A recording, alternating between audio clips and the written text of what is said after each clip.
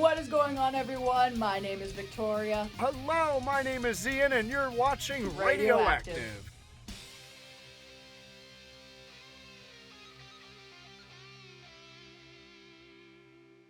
Hello, RadioActive fans. Good morning. Good morning. How are you? It is Ian and Victoria here, and today we are joined by the legendary Chris Biersack, the father of Andy Biersack of Black Veil Brides. Chris, how are you this morning, my man?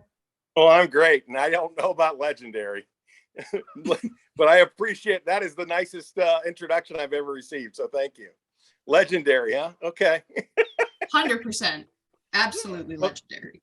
You guys are so sweet. Now I really feel there's a pressure on me to do something of significance during this interview. All right, so I'm going to go ahead and kick this off. Chris, what were your initial thoughts on the Morning, the EP that Black Veil just put out? What were your initial thoughts? That's the first EP that I did not hear the majority of the songs. 3 of the 4 songs I had never heard before it was released. Most of the time, I hear the demos of anything that they're working on. So by the time an album comes out, I've already heard everything that's on there. And that's been that way ever since, all the way through The Night, and prior to that, the Rebel EP. So all the albums and the previous EPs I had already heard. So I was really excited about it. And I was, it's kind of hard for me to say I wasn't pleasantly surprised, because I'm never surprised really by what they do. I am always expecting something great, and that's what they eventually provided to us. Something great, like they do almost every single time. Yeah. Yeah, no, I gotta be honest. When Devil came on, when that song first came on, I was really taking everything in me not to pull my car over and just start dancing like a madman in the middle of the road.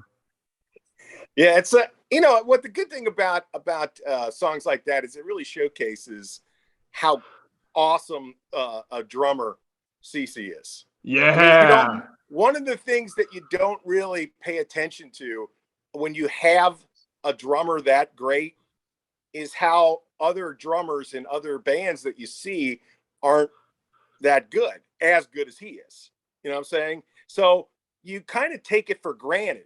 But when you hear a song like that and it starts out and it kicks in the way it does, you're like, wow, Andy said he was so happy when he heard the drum tracks that it automatically was his favorite song on the album prior to anything else. Just the drum tracks made him so happy about that song, because I think the guys all root for each other to showcase their talents.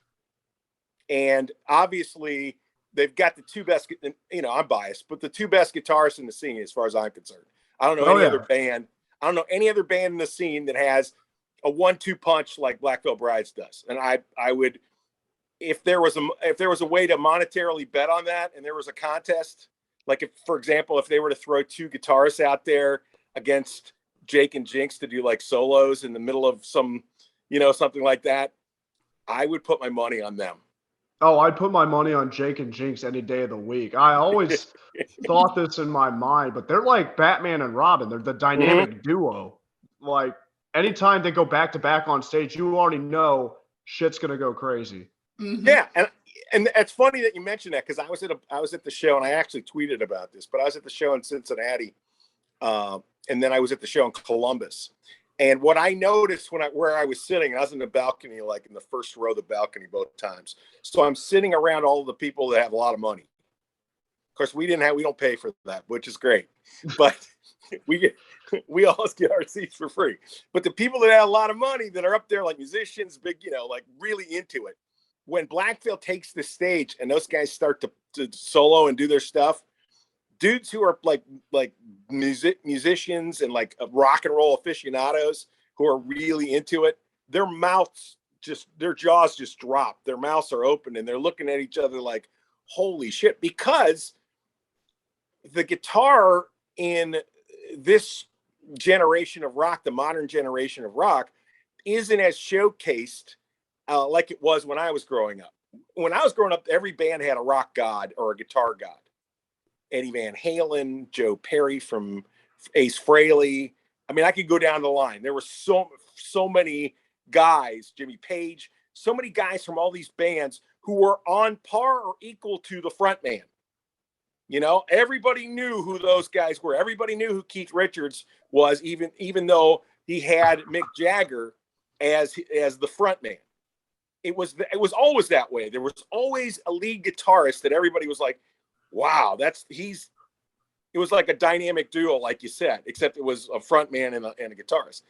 And these days, Jake and Jinx are kind of like a secret weapon that a lot of fans or a lot of people don't know about. When they talk about Black Veil Brides and they act like Black Veil Brides isn't as good a band as such and such, I'm like, have you ever actually gone to the show and watched these guys play? I'm a musician. I was a musician. I was in bands for years and years. I know a lot of other guys who were in bands with me, still in bands. And when they watch Black Veil live, they can't believe how good those three guys in particular, CC, Jake, and Jinx are. They're just next level. There's a reason. I mean, it's funny when people are like, well, they won it because of fan voted award shows or whatever. I'm like, they should have won it a bunch more times. Really, if you're really thinking about it from a standpoint of anything that's happened since 2010 till now, find me two guitarists and a drummer in one band who are as good as those three guys. I tell you what, I don't know if you're familiar with the band Born of Oriasis. Are you? Is it Osiris? I think so. I believe. Born of Osiris. I'm familiar with the name. I don't really know that I know them. I've listened to them for about 1 or 2 years now, and they actually did some really good guitar work in a song they do called Angels and Aliens, I think is the name of it. But right. It's really good to see, it's good to see bands that really put in a solid guitar solo, because it's just almost unheard of now. And I had a buddy in college.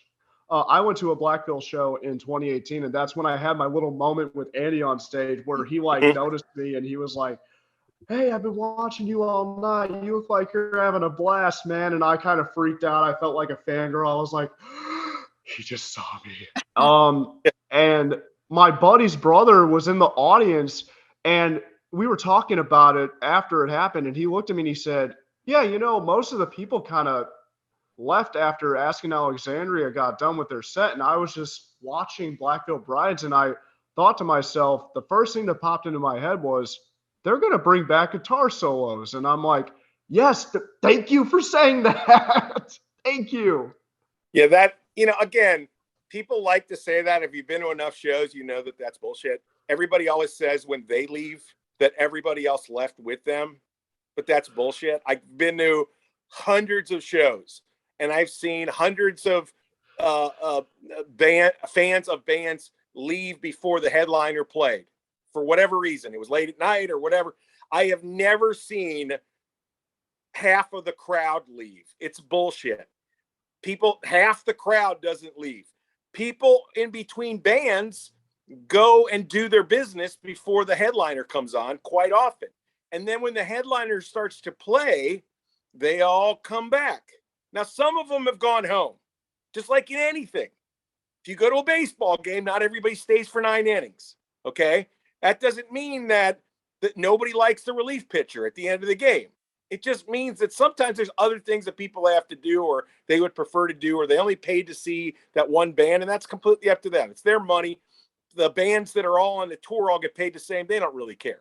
And realistically, Black Veil is different than any other band that's out there in that they don't encourage all of the kicking people in the head with your boots and mosh pit and all the rest of that stuff. They're not gonna point people out and make them feel bad for it. But if you've never in 13 years ever heard Andy from the stage encourage people to smack into each other, you know what I'm saying? It's like, that's not a thing. Black Veil is a band that is to a certain extent, as Andy has said, I'm too, what's the word he uses? he's got his ego is too big for people not to be watching him and his bandmates. He doesn't want them looking at each other and smashing into each other and everything else. So some bands don't care about that, but then some bands don't have guys on the stage that look as good as Black Veil. So they would probably want their fans to be paying attention to something else. I mean, that's just me being a little shitty, but I've never been accused of being too nice. So it's funny that you say that, because in 2021, I took my ex-girlfriend to a Black Veil show, and I got so excited. We were in the barricade and Black Veil was playing a song, and I kind of looked at her, and I brought her in for a kiss, and I was just so in the moment, just so happy. And then I as soon as our lips like stopped touching, I looked up, and there's Andy staring right at me, and then he hits me with a, and I was like, whoa. Well, that's a moment. That's definitely a moment. I don't know if I had stole a kiss with my girl, and then all of a sudden I looked up and there's the lead singer looking at me, I might have been creeped out by it. But you do you, brother. He was probably like, eyes up front, Ian. Yeah. No, I think he'd have understood that. He definitely would have understood. He would. There's exceptions for everything, and that's an exception right there. You can get a smooch with your girl during the show. You go for it if you can. Oh yeah. Oh man, well, I guess the next question from the morning EP, I think we might have a definitive answer here, or maybe not. What is the track that stands out to you the most, Chris?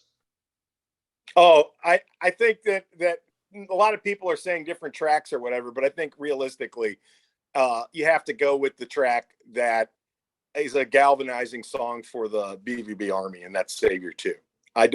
Even though I love Devil and I love the fact that they're playing it live, and I love the Revival, and what's the fourth one? I'm drawing a blank here. Better Angels, yeah. I love every one of those songs, and I can listen to that. The sad thing about the 4-song EP is that it's over too soon, and you have to listen to it.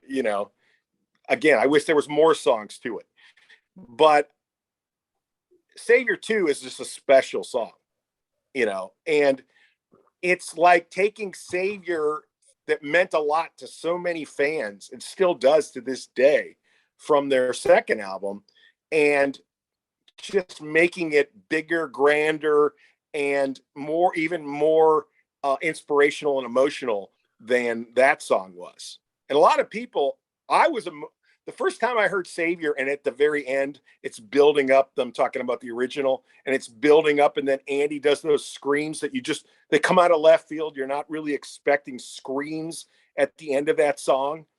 I choked up a bit when I first heard that. But this song, if you watch the music video, and even if you don't, if you just listen to it, you can hear the emotion in Andy's voice. And Jinx just did an incredible job of scoring this, and he played all of the stringed instruments on the record. He taught those, they rehearsed. He taught the folks that they got from I don't know where they found the musicians from the symphony or whatever that are in the music video, but he actually rehearsed with them and taught them their parts. So they're playing along. Andy said it's not just people fucking around. They're actually playing it with the record that's, in the background. If you ever seen a music video, the song just keeps going and going and going, and they shoot the thing from 20, 30 different angles, and they just, that way they can cut it all together so you see one finished product. But I mean, you got to give Jinx an incredible amount of credit for this. It's just phenomenal. And I'm so glad that not only did he get an opportunity to showcase himself as a violinist, which he does on stage, but he got to do the solo. Normally it's Jake in the music videos who gets to do the solo. They'll do a back-to-back. They'll do that dual solo, which, by the way, again, that's another thing. You brought up Born of Osiris, which is a great band. I think they're more of hard, like a heavy metal band, right? Mm-hmm.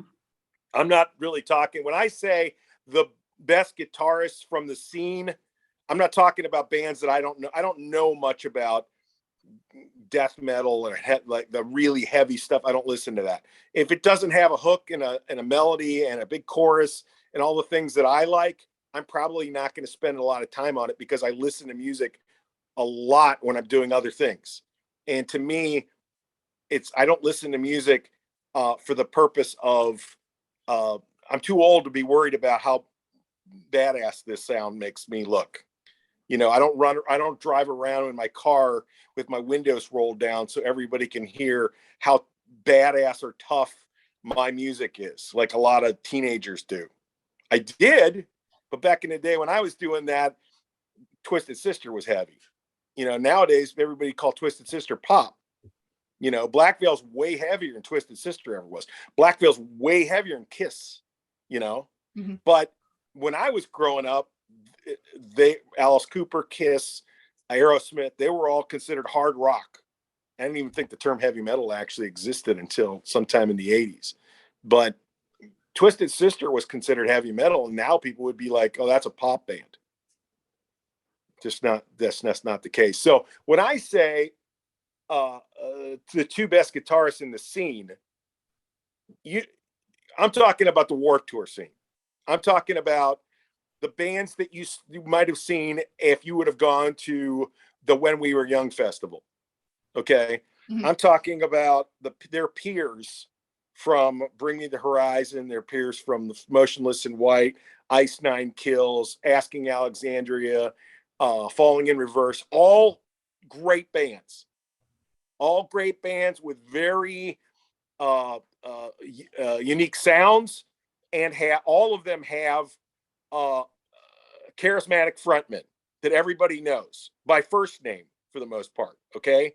And I consider those the bands. There's probably one I'm missing here, but whatever. But I consider those bands to be at the forefront of that scene from the 2010s on. And if you could find other bands that would fall into their Asking Alexandria, probably, then that would, you know, that's, and again, same with Danny and Ben, you know,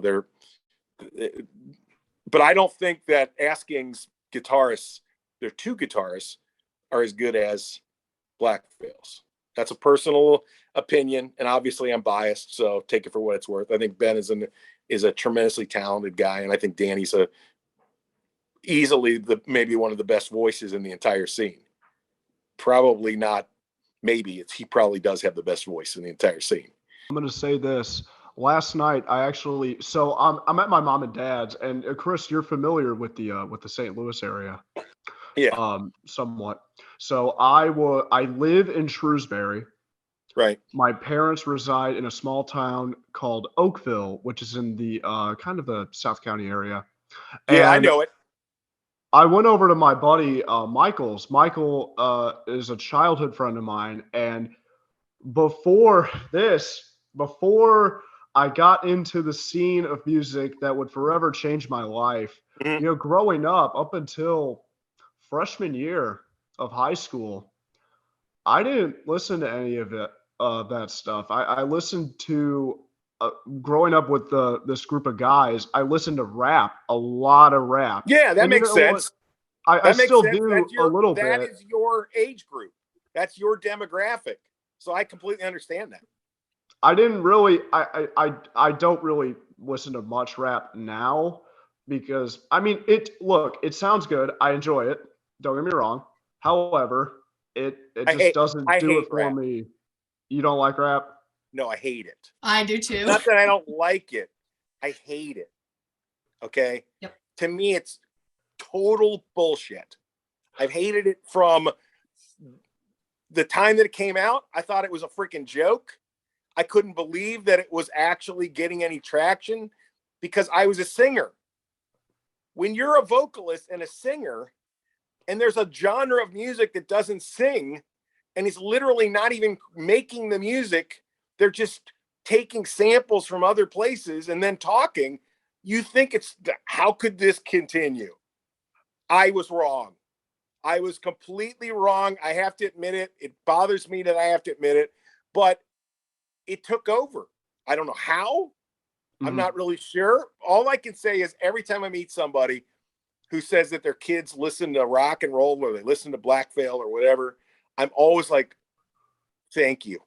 Thank you. Because most of the people that I knew, that I grew up with, that I went to rock concerts with, they never cared anything whatsoever about what their kids listened to as far as music, like introducing them to rock bands and everything else.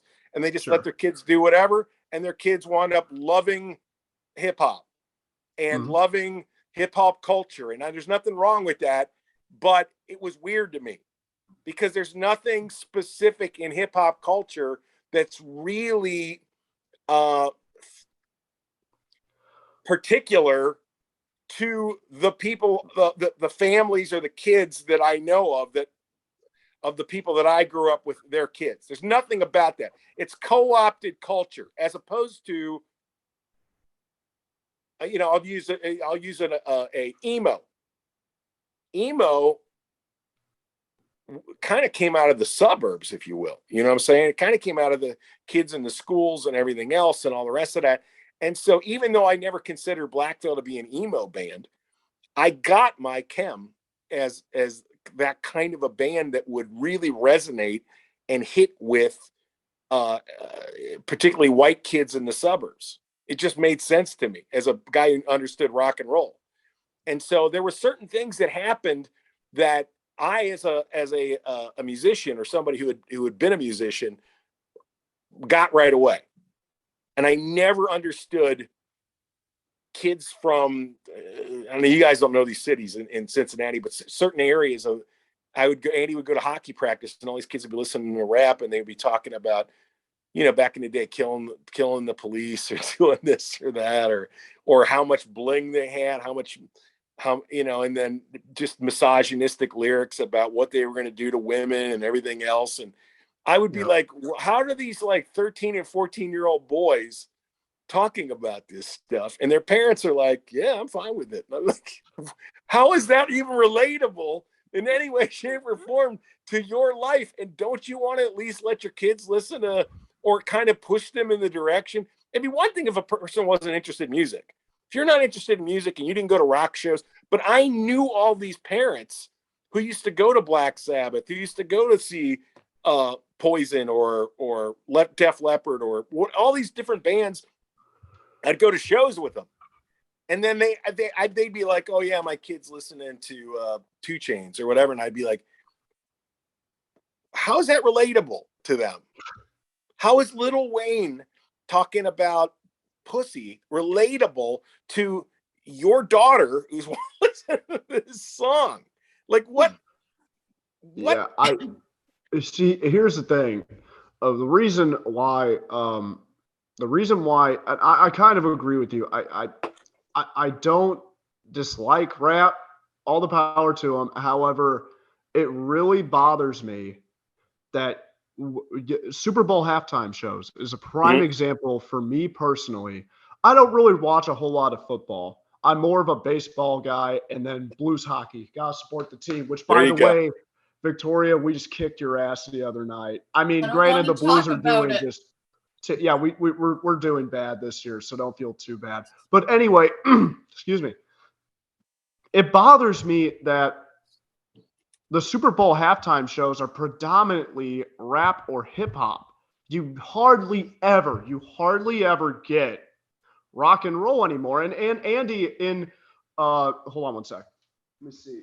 Where is it? Yeah, there it is. All right. Are you used to this, Victoria? Him just like walking off the set during the middle of the Oh yeah. all the time, right? Yeah. That's a busy mind right there. That's somebody who's thinking of 3 or 4 things at this in advance. Always chaotic. It's always chaotic on the show. That's good. Yeah, that's good. I'm glad to hear it. It is, but there was a meme floating around the other day that said my mind is like an internet browser that has 4 different tabs open or something. Anyway, okay. So, but you're absolutely right. I do have a lot on my mind, like 24/7. I don't know why. It's just kind of. But the joke at the center of the Broadway musical Rock of Ages is the very idea of this music being, quote, a thing. That's Andy's quote from an interview. Yeah. Yeah. From his book. Yeah, that's exactly the point. And also, if you do hear, if they ever talk about a rock band playing the halftime show, it's always a rock band of guys that are in their 60s or 70s. It's always, we need to have AC/DC play the halftime show. We need to have Guns N' Roses play the halftime show. We need to see Kiss or whatever. It's like, that's what kills rock, because nobody sees legitimate bands who are going to headline Download within the next number of years. You're going to see Bring Me the Horizon headlining Download. If you had the Trinity of Terror tour doing the halftime show for Super Bowl Sunday, that would be awesome. That would be so cool. It would be awesome so that people could see that there are legitimate rock bands that are out there now that have an audience that loves them, that supports them, and that's a form of music that teenagers do like. What people don't know is that there's like an underground of kids who don't listen to hip hop, who don't want pop music, that want to listen to hard and heavy music. And that tour in particular is a great example of that. Okay, so going into all of the parts of Trinity of Terror tour, can you just give your initial thoughts on the tour and just how awesome this lineup is when you first heard about it? Yeah, I knew it was going to be a very popular tour. I was really surprised when they first announced it, the size of the venues. And then Andy explained to me that, and you've probably heard him do interviews about this, where it was a hard sell. For some reason, venues are always the last to figure out how they can make money, which is funny because you'd think that they would be ahead of the curve and that they would have foresight, but they don't. They're just reactionary. If something works for somebody else, then I'll book it in my venue, as opposed to doing your homework and seeing that all three of these bands have huge support online, social media, YouTube videos, views, and everything else. Anybody who was in the music industry, or in particular in the club industry, could have told these people, yeah, you're going to be able to put 3,000, 4,000 people in a venue for every single one of these shows. You don't want to book any venues that are 1,000 or 1,500 or whatever, because they're going to sell out immediately. And they did. But the bands could not convince people not to book these smaller venues. So that was the only thing I was surprised about. The fact that a lot of these shows sold out on Trinity of Terror Tour 1, the first leg, that didn't shock me at all. I listen to Motionless in White all the time. I love that band. I think they're freaking phenomenal. I think Chris Motionless might be one of the best frontmen I've ever seen, period, on stage. He's that damn good, that didn't shock me at all. I didn't know much about Ice Nine Kills. I got to be honest with you. But you can't deny that they put on a hell of a show. Mm-hmm. Oh, yeah. They really do. I mean, it's just they put a lot into their show. And I can tell you from experience as somebody who's been used to do rock. And in particular, when Andy first started out, they did some props on stage, that gathering up all of that shit every night and putting it away and then putting it back out and making sure that it's clean and doing all this on a big tour is no easy task. I think they have a personal assistant who travels with them, who probably was the one, if you went to any of the shows, who did the trivia. By the way, have you guys, I don't know if you know this or not, but Motionless added dancers. I don't call them dancers because they do a lot more than dance. But there's like this troupe of gymnasts and stunt people from something called the Cherry Bombs. And Motionless added them for this third leg of the tour to stilt walk and fire sparks in the air out of these. Mm-hmm. I think I saw a picture of that. Yeah. Yeah. And, again, anything that you can do to make it more entertaining is fine by me. I don't begrudge anybody to do that. And I know how difficult it is to have to tour with more people and everything else. I just think that my own personal preference is that a band go out there and kick ass themselves. And once you start doing too many gimmicks, then I think it makes it harder for you to be seen by like a bigger band as a supporting act. Because a bigger band is going to want a band that's going to be no frills, come on stage, go out there, kick ass, and do all those other things. They're not going to want a band that's going to be dropping, spears on the sides of the stage and balloons and everything else. So I think it makes it more difficult for somebody to see a band like that as a supporting act, particularly if you're going to have a huge band. You got something, Ian? I do. You've had your finger up for a while. Yeah. I'm genuinely shocked because you're right. The Black Veil Brides does do it really differently. Like they actually are moving. And I think when you called me on my birthday and you were telling me about when you took Andy to Warped Tour, and I believe you told me that it was AFI and Avenged Sevenfold, and Andy kind of looked at you and said, "That's what I want to do." Yeah.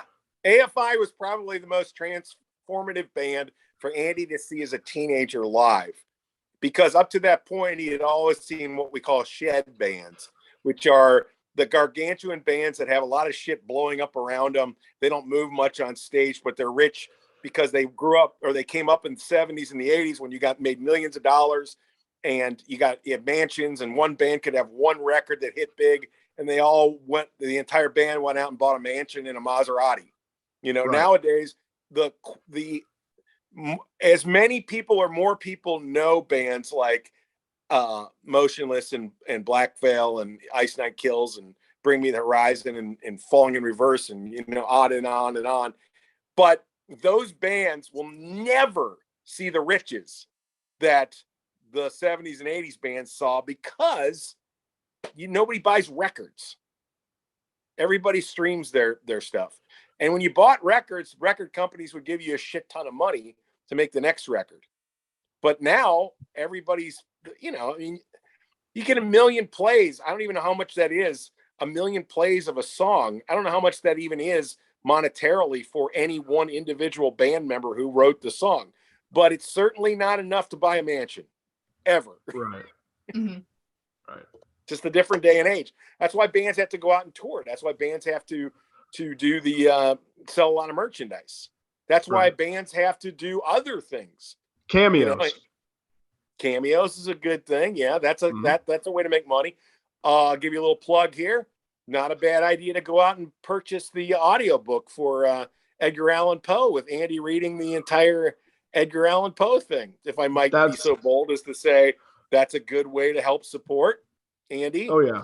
Mm-hmm. When I was a kid, my father, and my mom would give him so much shit for this, but my dad and I would be sitting on the couch in the living room. I was about 2, and he'd be reading me Edgar Allan Poe, of all things, and my mom would come out and be like, "Keith, you can't read him like Winnie the Pooh or Dr. Seuss or something. Why the hell are you reading him Edgar Allan Poe?" If that paints a picture for kind of how bizarre my dad is. See this behind me? Oh, right here. That's Nosferatu. Oh yeah, I love Nosferatu. And then I love that character. That's one of the scariest looking over here. That's the scariest looking vampire you're ever gonna see. Yep. The freaking ears and everything else. Oh God, he was scary. Loved him. Well, the question that I actually it wasn't so much of a question as it was a statement. We were talking about the stage presence of BVB. I thought I have this little image in my mind, and I think Andy might be on board with that. I mean, I think it would just be so cool, and it would pay homage, especially because the actor who did the voice for Batman recently passed away, right? I forget the name. Kevin Conroy? Yeah, wow, that's the one. I didn't know he passed. Wow. Yeah. Andy, the animated series Batman voice. Yeah. I think it'd be so cool if, how they have like that little that board that has like all the images and stuff. The digital board? Yeah, that's the one. Yeah. If you have like Crimson Skies, that animated music video, like let's say they play Crimson Skies, you have that up, and then you have some guy dressed like the Joker, and then you have some guy dressed like Batman come up on stage and they like do a fight scene while Black Veil's playing. I think that would be really cool. I don't know why. You should be Batman. If you and I could dress up in those costumes and get away with it, we would. Okay. Yeah. We would definitely do it. You know, I've offered to travel with the band and be Blackbird and shoot out like shit into the crowd in a t-shirt cannon thing or whatever. Yes. T-shirt cannon would be so cool. Oh man. Because I know that they don't really do a whole lot on stage with like props and actors and stuff. They don't need to though. There's so much going on with them already. I think it's all a choice. It's not necessarily a good choice or a bad choice, depending upon the band. I'm not putting down anybody who does the gimmicks and the because the crowd loves it. Mm-hmm. I mean, you go to this Trinity of Terror, and the more the references to all the horror movies is a big freaking thing for these people. It's all about choice. Some people love it. Some people just want to see a band and they want to see that band kick ass, and they want to look at a band and go, oh my God, this is the band, or the band is here. When I think that you can get to a point where you're doing it. And I don't think that either one of these bands that tour at Black Veil are doing that. But I think you can get to a point where what you're doing is almost like a high school play or something. You got so many freaking props and things that you got up there. Or you might be doing like the Rocky Horror Picture Show, where people in the crowd are chanting the lines from the movies as a part of your production that you're putting on. Is it really about your band, or is it about their love of Freddy Krueger? Do you know what I'm saying? It's like it becomes an issue. Maybe it's not an issue for them because they're doing really well, and God love them for doing it. I'm happy that Motionless in White and Ice Nine Kills and Black Veil are touring together, because Motionless in White and Ice Nine Kills in particular have really upped their game, and they are blowing up. But I don't know the sustainability of props and gimmicks. I don't know that that's going to, at some point in time, I got tired of the Rocky Horror Picture Show. It was really cool when I was a teenager. And then after that, I was like, yeah, I'm not going to bring rice to a theater and throw toast at people when somebody says, let's have a toast. Do you want to talk about the Trinity of Terror tour meetup in Cincinnati now? Yeah, let's talk about that. I do actually, yeah. So Ian will take more of a charge on that. Yeah, well, I feel bad because I feel like I've asked all of these questions. You're good, man. Well, Chris, it's no surprise that a lot of the family, we're not just friends, we're a family. The Army is a family on Twitter. And that's so freaking crazy to me, because that's how all of this started for me personally. I would not have met Victoria. I would not have met you, Ruth, Nicole, Cassidy, Bellamy, Rebecca, Jasmine. I could go on. The list just goes on and on and on. And the very fact of the matter that complete strangers met up to come together for a Black Veil show in Cincinnati was so freaking awesome. But for you, I want to know, how nice was it to have this meetup in Andy's hometown, and how awesome was it that we all came together and just hung out, had lunch, and then went on a little tour of Cincinnati?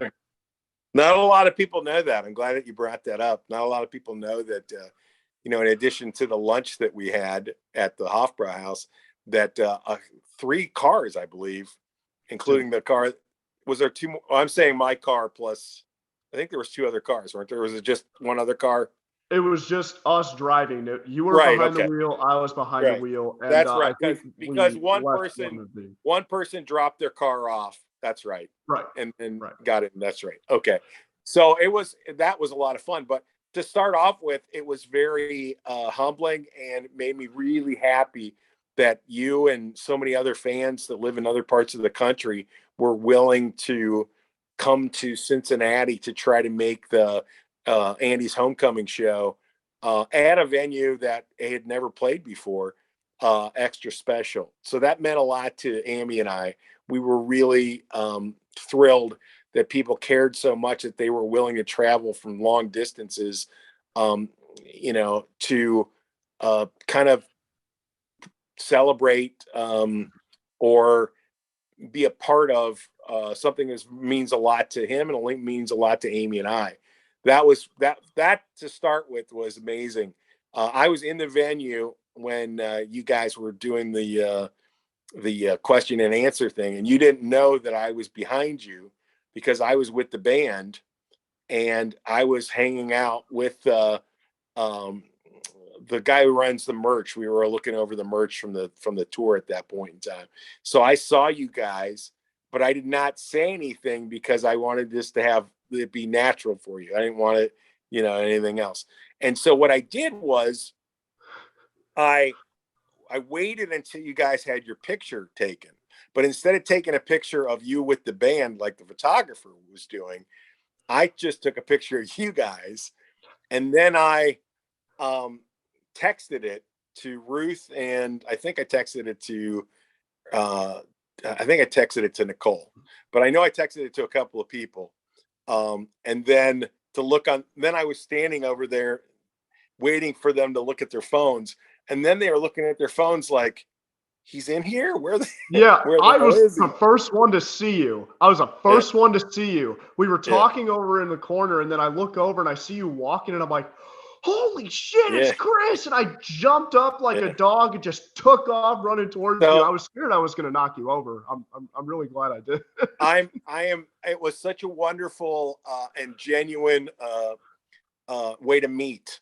It was so much fun to see that. And really, it was fun for me to watch you guys and how enthusiastic and excited you were as a group together. I know when Andy looked over, even though you guys weren't in his group to answer the questions, which, by the way, if you can, it's always good once they announce who the fuck is, you're going to just literally move. But I guess technically they give you do they tell you where you have to stand to start with, what side of the stage or whatever, and then you have to stick with that because that's how your picture's going to go? Is that how it works? Well, it's a little weird. The VIP experience was a little weird. It was a little strange. I enjoyed it, but it was. See, here's the thing. The trivia was, they didn't really well. They played and then they didn't play. You know what I mean? It was kind of like you were just kind of like the bands were doing most of the answering, and the fans would like chime in and be like, "Hey, pick that one." But mostly it was like when Andy did the Columbus one recently. Literally, Andy they just asked the fans for the answer to everything, and then whatever the fans said, they were mingling with the fans. Andy took over a lot more of the VIP. If you ask people who have been on this tour, he talks a lot more than he did at the one that you went to, and maybe if you went to the first leg of the tour. But he's kind of taken over a little bit more at the request, I believe. I don't know if it's at the request of, but I think that Chris and Spencer are happier that Andy is kind of being Andy as opposed to trying to be kind of in the background or whatever. So he didn't really say much at the show that you guys were at, but the one I was at, Andy was cracking jokes the whole freaking time, and he was asking everybody in the crowd, and he was checking one, are you sure, that kind of stuff. And so the one I went to, and Chris seem a bit more quiet. Yeah, they are probably. I mean, everybody, ironically, they're all introverts, which is weird, really funny when you think about it, that they're frontmen of rock bands. Even Andy's an introvert, but Andy is so much more comfortable in that situation because he's done other things in public and has to kind of be the master of ceremonies in a lot of ways. He's done these big meet and greets, these public things where he's been asked to host this or that. He even did the Alternative Press Music Awards where he was the host of that show. So I think it's natural for him to take over. But because it was essentially run by Ice Nine Kills. I mean, they make up all the questions. Chevy reads all the answers. Are you kidding me? Wait. Yeah, so you don't. Ice Well, Nine Kills made all these questions. they probably talk about all this stuff on the bus, on their tour bus, and then it's not a shock that they would know the answers, is it? Yeah, no, that makes so much sense. I was sitting here like, man, our team was doing really good, and we had Ice Nine Kills, and we won. Well, And also, I'm just sitting here like, in all fairness, most of the questions are about horror stuff. Do you think that Black Veil is black? I mean, they would know it anyway. So it's not really. I'm not saying that they're looking up the answers. They already know the answers to all these questions because it's what they know. They love that stuff. If there's any band that's out there that loves horror movies more than Ice Nine Kills, I want to know who it is, because unless it's the Misfits back in the day, it's Ice Nine Kills. They're the most knowledgeable, which is great. See, that's their brand. The show I went to, like, I went to part 1, and they did Ice Nine Kills they had 3 separate categories. Ice Nine had the horror movies, Black Veil had Batman, and then I forget what Motionless in White had. That's a way better system. That's a better system, yeah, because they didn't have that at the last 2 that I went to, especially the one that Ian's talking about. That was literally just a bunch of horror movie questions, and I'm thinking, well, Black Veil's got no shot in this. They had like Andy likes horror movies, but he doesn't like horror movies to that extent. I just remember Chevy had asked a Batman question, and before she was even finished, Andy was like, "Yeah," and he was like, "I know," and everyone's like, "Well, of course you know that." Right. Well, they did ask in Cincinnati. They did ask in Columbus. They asked a Bengals trivia question, and then the guys from Ice Nine raised their hands before at the same time Andy did, and Chevy called, even though literally it was a question about the Bengals, and then Chevy called on Ice Nine Kills, and I'm gonna say that's home cooking there, and I'm not talking about home cooking as in it's your home. I'm talking about, well, she works for Ice Nine Kills, so you can't really blame her for right. I just want to know, like, can you kind of just explain some of your Black Veil tattoos? Because I know you do have some logos, but you also have like one of Andy with a mic or something, I believe. Yeah. That we'll start out with that one. The same guy that did a lot of Andy's early tattoos, a guy named Mike Royce, he wound up doing a lot of my tattoos. And the reason he did most of my tattoos was because, well, I loaned him some money. So he had to keep giving me tattoos until he paid me back. That was kind of the thing. Never paid me back, but I did get a lot of tattoos. So that one was art that was put together for Black Veil in the very early stages. And it was a cartoon of all the members of Black Veil Brides. Eventually, we made jackets with that logo on it, including the Andy one that you're talking about, for the fans who were in the fan club at that time. So there are like satin jackets that are out there that have that logo. Had Sandra, Ashley, Jinx, Jake, and Andy all as a cartoon. Very cool. And so I got that tattooed on me. I think that might be Andy's favorite tattoo of him that I have, but I have multiples. I have more than one tattoo of Andy. I also have a tattoo on the back of my arm, and I'll send you a picture of that.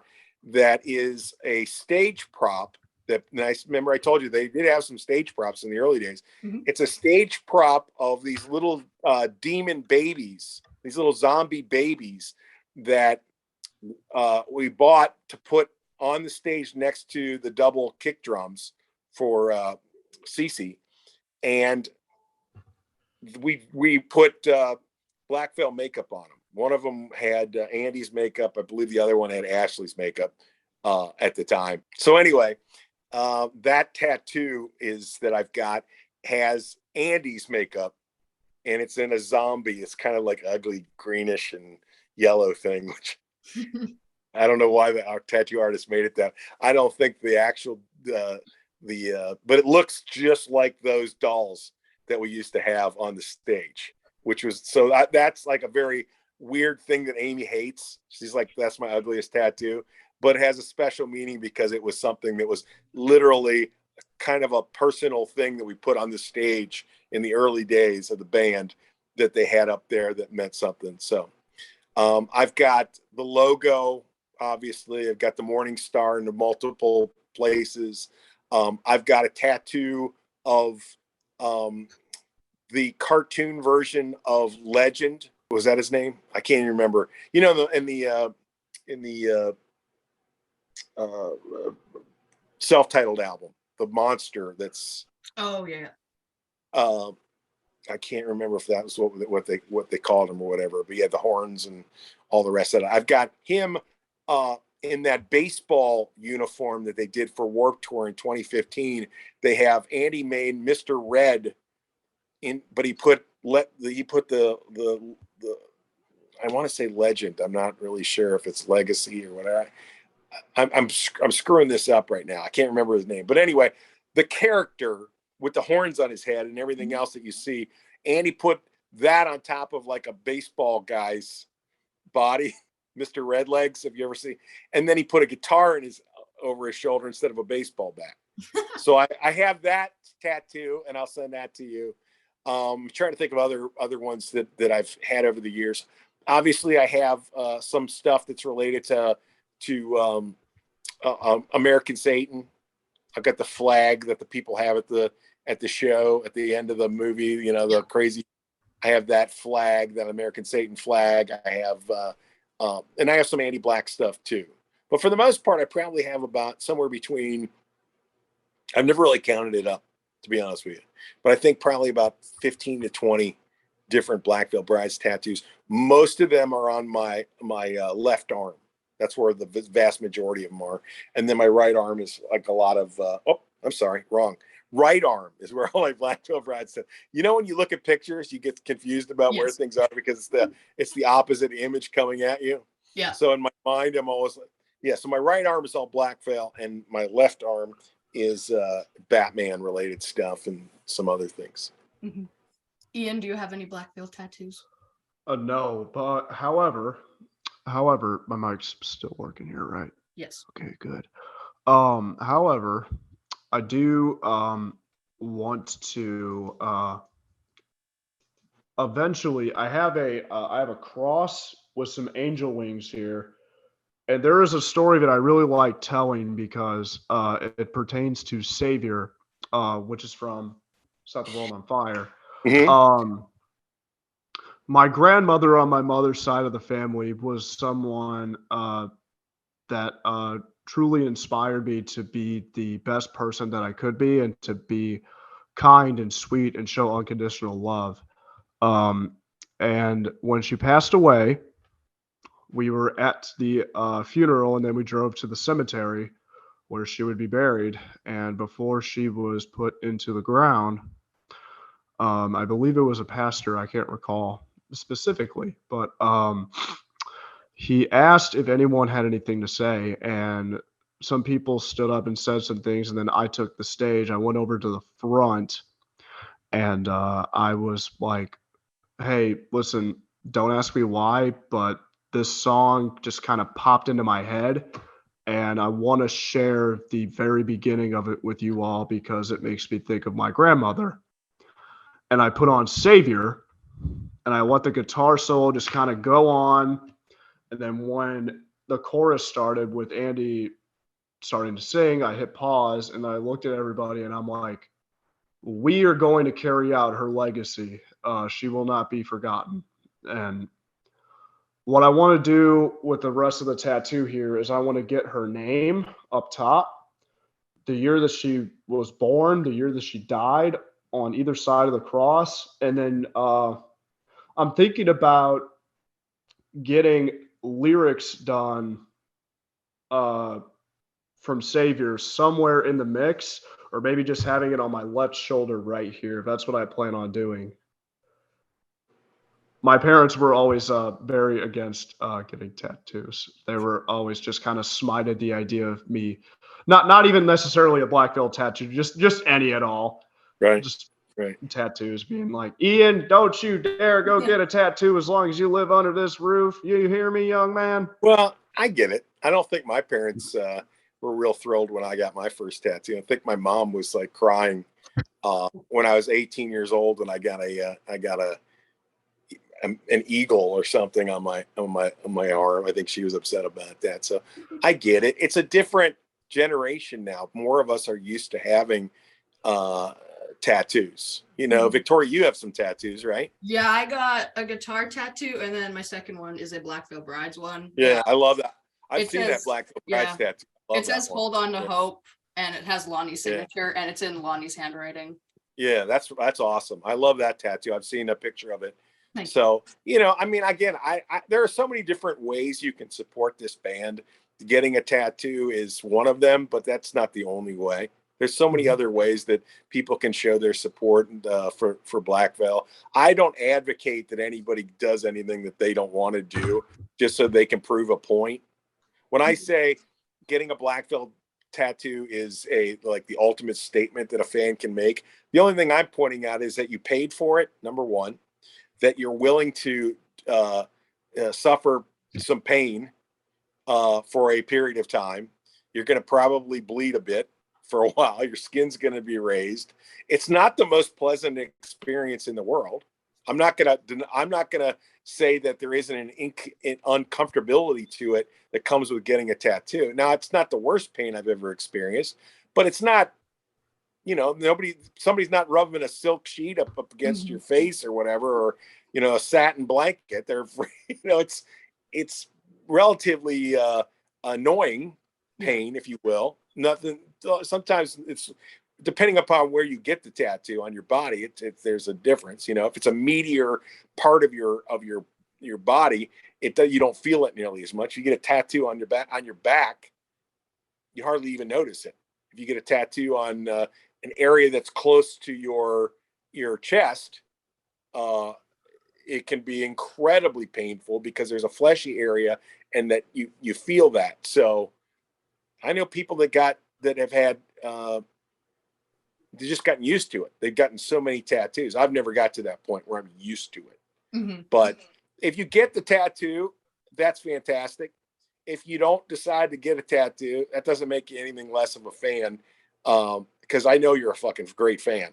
I mean, I know both of you guys are tremendous supporters of the band. You love the band, and I wouldn't even be on the show with you if you didn't.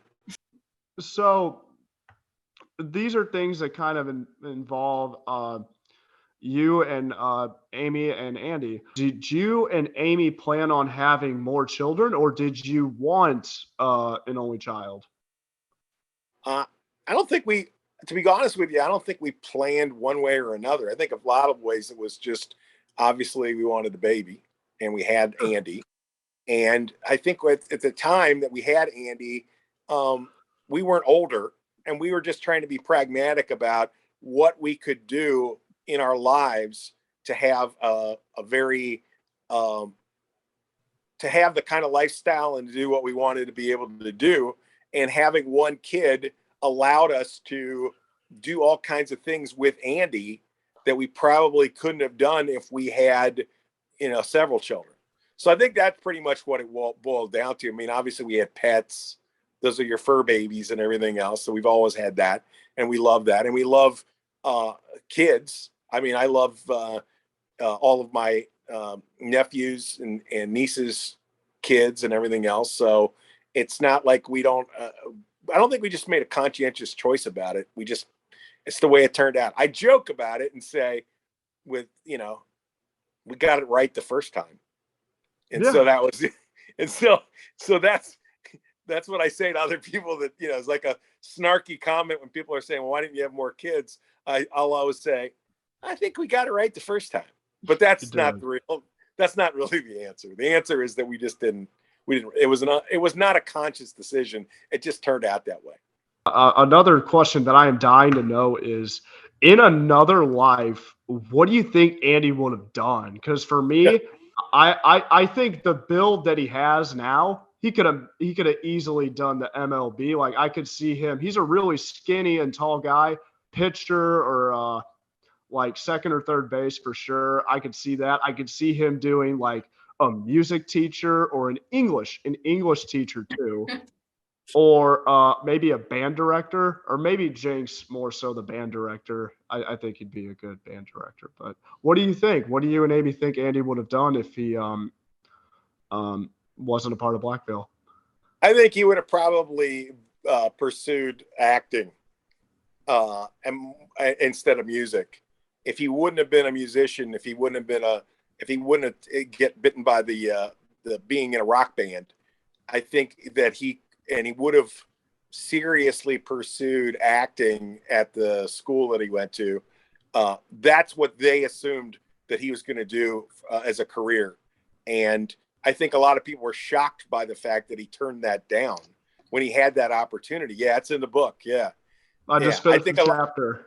I even think that the folks in LA that were like his manager, to try to get him gigs and acting gigs, when he wound up landing 2 commercials and got a television pilot, even though it didn't get picked up in it, but he was offered an opportunity to be on like the Hannah Montana show and so it was a weird character who was supposedly going to be like a guy who was a big super fan of Hannah Montana, but looked like Andy.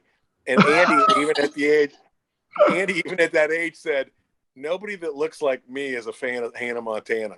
And that's he was just being honest. And so I think they thought he was either full of shit, full of himself, or he was like insane, because they offered him an opportunity to be on that show. And he said, that's not going to work. And really, he was very honest with the people there.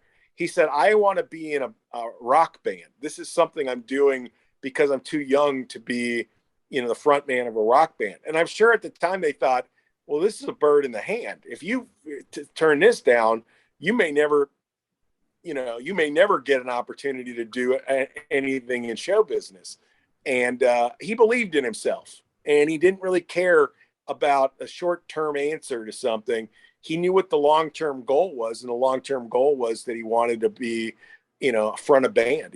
He was inspired by Alkaline Trio. He was inspired by AFI. He was inspired by Avenged Sevenfold. He was inspired by the older bands too, the what we call the legacy bands, that we've talked about in the past, the older guys. Right.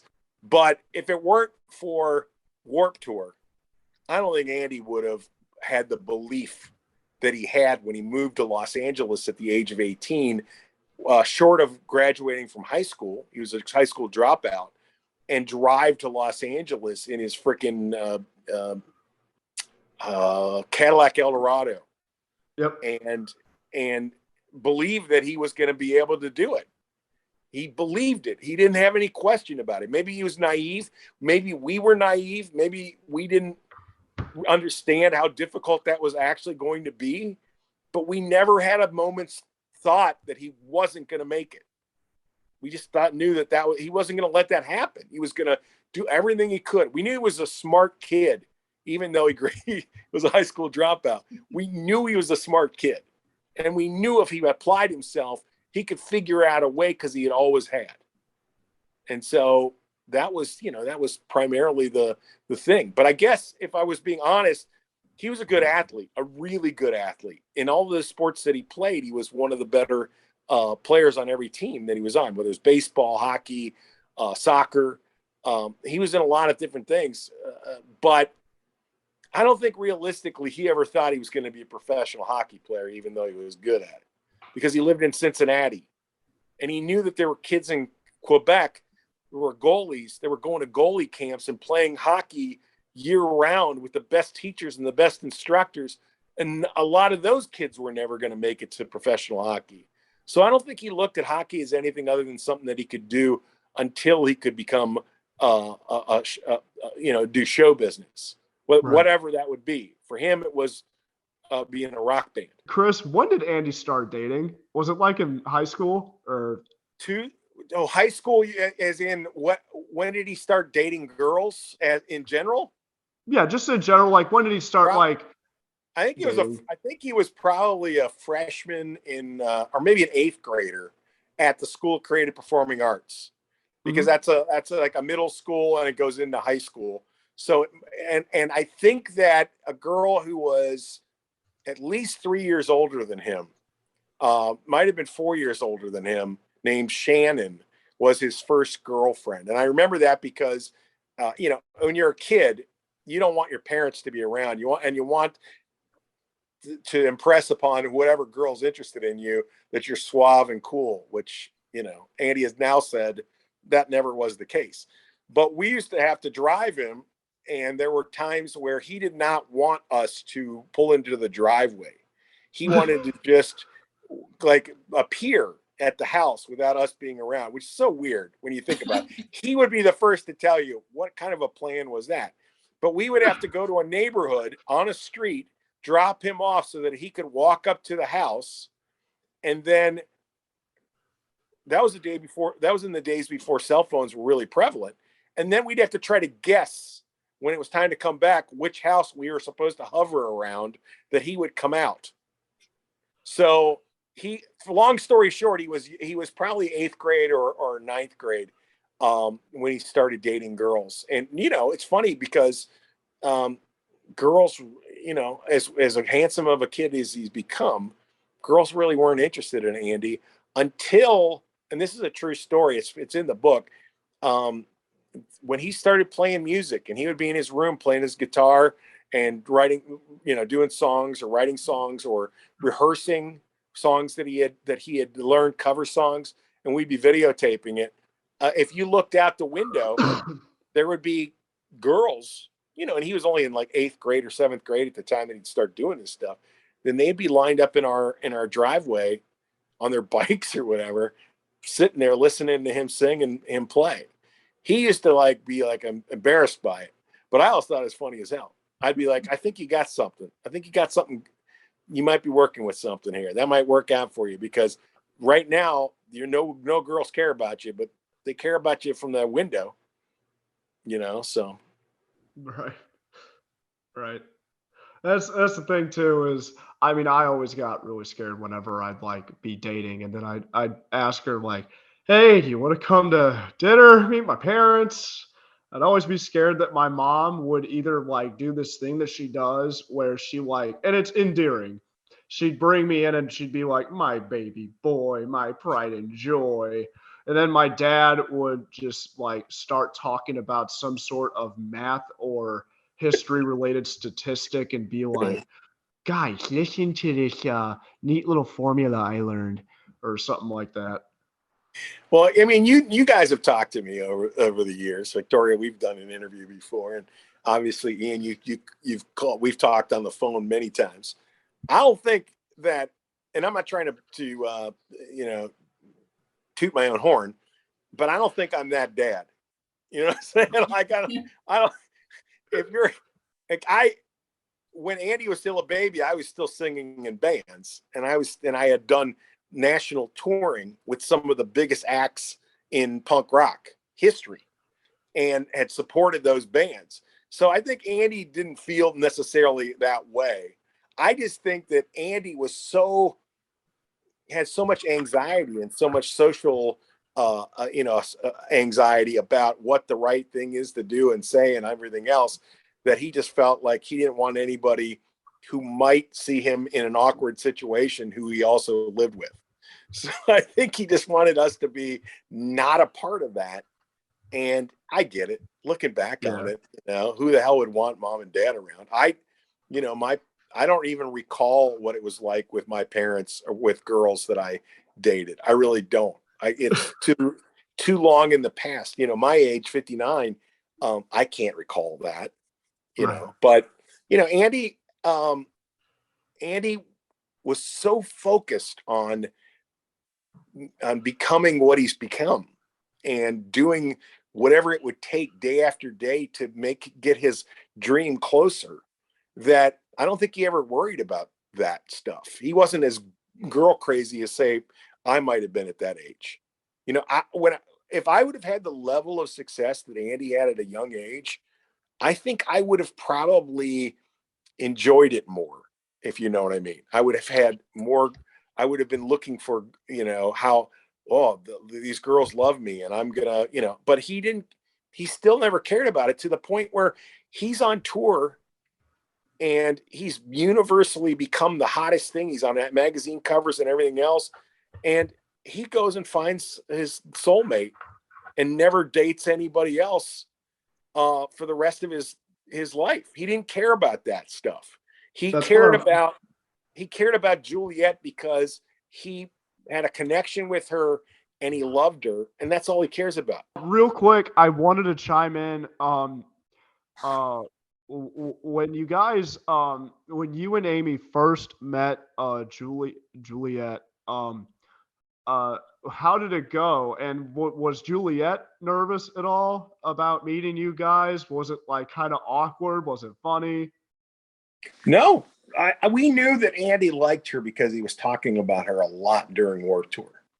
Oh. And so we met her. Obviously, we saw her she was playing, and so we saw her set, and then we hung out with her and Andy on the bus, and they seemed to be like two peas in a pod. I mean, they were just inseparable. And we knew, we had never seen Andy this enamored with any woman. And you know, he's still enamored with Juliet. He loves her so much, which is, you know, that's the one thing, is that I found my soulmate in Amy, and I did that in college. And we've been together ever since. So it's always possible that could occur.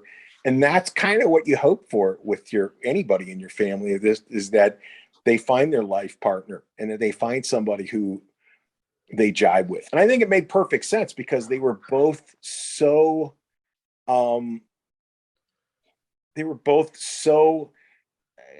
compatible when it came to understanding each other's career and what they did. I don't think a lot of people, and that's why I don't think it works out a lot of times for guys in bands when their significant other doesn't get what the job entails. You know, all of the touring, all of the being away from home, all of the, you know, everything that goes with it. The fans, you know, the inappropriate comments that are yelled from the crowd. You know, I mean, I think that if you're not in it, you would become angry about it, you know, defensive, whatever. But if you're in it, you kind of know that's just comes with the territory. That's the way it is. Juliet's a beautiful woman. I'm sure there are guys who are yelling disgusting things at her, and it's unfortunate that happens. But, you know, there are also guys who are yelling compliments and sending her tweets and things like that about how beautiful she is. And Andy can't, you know, get mad about that. It's not a thing. If you have enough confidence in yourself, and then you have a couple like the two of them together, I think it's good for both of them. I really want to show him. At the very least, we don't have to teach him, but we can show him. Okay. How to sign two things in ASL. Black Veil Brides being one, and then Andy Black for the other. And it's really well. When this video comes out, I'm going to use this as my tutelage so that I can do that. You're going to show this, and a lot of us are going to learn it from this video, and then we're going to wind up doing it at the concerts. Yeah. All right. Go ahead. All right. So first yeah, just do it with me. We practiced. I'm ready. I got this. All right. Okay. Ready? You guys are both going to do it. All right. Okay. We're going to start with Black Veil Brides. Ready? I'm trying to get both of you on the screen. There you go. I got both of you on the screen. Okay. Black. So what is it? Right across the forehead? Yeah, that's black. Black. Okay. Veil. I have one hand I can't use. That's okay. Holding the phone, so I just do. Okay. Black. Veil. Brides.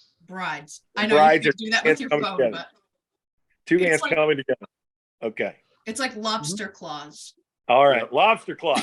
and the veil is like, show me the veil part again. The two hands thing. Oh, okay, I Just got it. 2 hands Okay. down. All right. It's funny because in ASL I'm always like writing down silly things to help me remember how to sign certain things.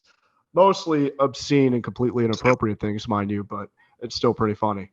Well, that's what I think people learn sign language a lot of times just so they can sign language in the curse words. I think that's one of the biggest bonuses of it, right? Yeah. And people that are sign languaging probably are cursing about people all the time and that are walking by them in restaurants and everything else, and the rest of us don't even know. Right. I just hope I'm not one of the people they're cursing about. Very well could be. Andy Black is so first we're going to finger spell Andy. Okay. So A. All right. N. All right. D. Wait, no, I always go the wrong way. There we go. Half of your finger is off the screen, Ian, but so far Victoria's entire hand has been in the frame, so I got it. And then Y. So and then Y. A-N-D-Y. There you go. Okay. Now I got your whole hand. Good. And then black. Oh, and then black is still across the front. Okay, gotcha. All right. Does it matter which way you do it? Does it matter if it's this? I don't think so. Just do it with your dominant hand. Thank you for coming on the show, Chris. I really appreciate it. And I know Ian does as well. So we'll let you. Well, I love you. I love you guys. I love you both. And I appreciate what you're doing. I watch your show whenever it comes out. And I want you to know that there's anything that I can do to support it and to let people know about it, I'll do on Twitter. I know that my reach isn't what it used to be because obviously I have a different account than the one that was hacked into. And, that was unfortunate that I lost 135,000 followers. But in some ways, I think it's been beneficial to the fan base because the people who really love the band and are what I call the super fans, they know where to find me. And they also know that it's kind of a little secret. Like I'm not Andy's dad to the vast majority of people that see my tweets, but the really super fans that are out there, they know it. So we DM and we have fun talking about stuff. All right. Well, I love you guys. Thank you for the time. And I appreciate the opportunity to let an old man talk about his son.